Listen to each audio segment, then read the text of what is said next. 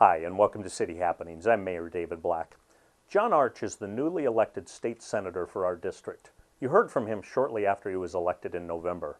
Now he shares more of his thoughts with us this week. And we told you earlier about the area Parkinson's outreach group. Learn more about this proactive organization. And a new business opens in Midlands Place and will take you to the ribbon cutting.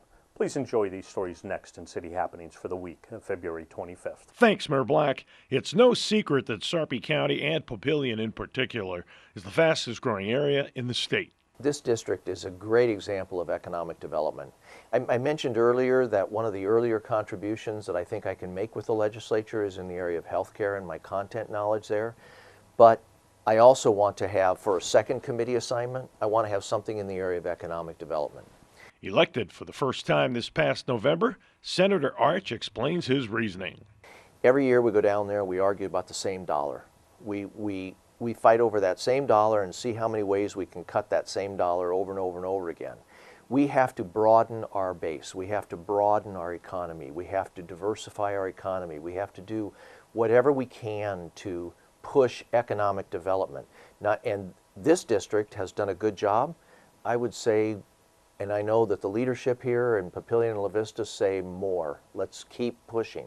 The District 14 senator explains further. Because if you have the dollars, you'll have the services that the public need and they expect, and you're not raising their taxes to get it. You're broadening your tax base. That's what I'd like to see for the whole state. There's challenges with agriculture and the economy versus manufacturing versus other industries across the state, urban, rural, all of that. But it's the same principles of economic development. We need an educated workforce. We need a good incentive program. In order to accomplish this, reassessing and analyzing is needed. This next couple of years, the Nebraska Advantage program is going to be reassessed and determined.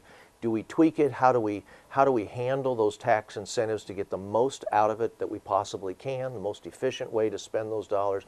All those things are going to be discussed. Economic development, I think, is going to be the key that we all have to focus on, because with those dollars, we can provide the services that we need. The area Parkinson's outreach group says if you're a patient or a caregiver, there is help and support for you. I want people that don't know about us to know is that they're not alone, and that there is so much available to them. Other groups that they can join. We have a lot of exercise programs come out and talk to us. They can get involved in some fitness programs together. A lot of speech therapy programs will come out and talk to us about what they have to offer. Different driving evaluation clinics will come and talk to us. The group also addresses unexpected situations. It's all sorts of things that they might not even foresee in their future right now, but could come up down the road for them. And so it gives you a really good opportunity to prepare for the future, to see what other people are going through. Knowing that you're not alone is a big step. It's just as important to feel supported as to give the support to someone else. And so I think you get a lot out of this in all aspects of being able to come. And just knowing they're not alone.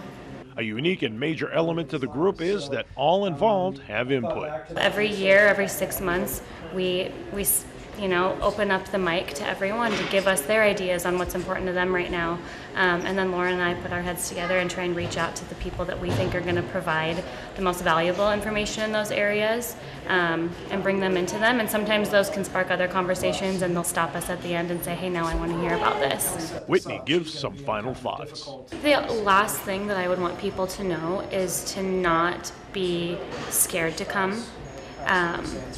To not be nervous of getting out in public if you're not who you feel like you used to be, if getting around is harder, if you feel like you look different, if you can't interact the same that you feel you used to.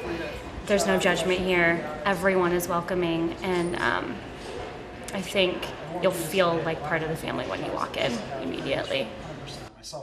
A new restaurant opens in Midlands Place. Shannon, just want to welcome you. I think we've known each other a few years, so nice to see you in this context of a restaurant, and excited about you running it. I told somebody the other day that Shannon's somebody that's not going to lose, so really excited. This is a relaunch, and it's always fun with businesses that you get to be in their second generation of launching. or expansion. And you're in a great area. This area 5 or 6 years ago was 15 acres of vacant ground. Now we got like 6 buildings here. Occupancy's probably 80–90% occupancy. A lot of traffic here on Friday nights that normally had never been here. You're just in a great area, and thanks for your investment, and wish you a lot of luck, and we'll be eating a lot of Mexican food. So, congratulations. When I looked at buying this restaurant, it was the location, and then of course all the people in Sarpy County and Papillion especially are just a great bunch of people. Our goal here at Pato Loco is, you know, to great service, great food, and a great atmosphere for you all to come and have some Mexican food. We hope to be the best in Papillion, and hopefully Sarpy County would be kind of a nice goal as well. So again, we appreciate you coming out. 1, 2, 3, go! Yay! We want to remind you of the free walking time at the new field house at Papillion Landing. You can get your daily walking in between 9 a.m. and 2 p.m. Monday through Friday. Please take advantage of this great opportunity to stay active during the winter, as well as experience our brand new facility.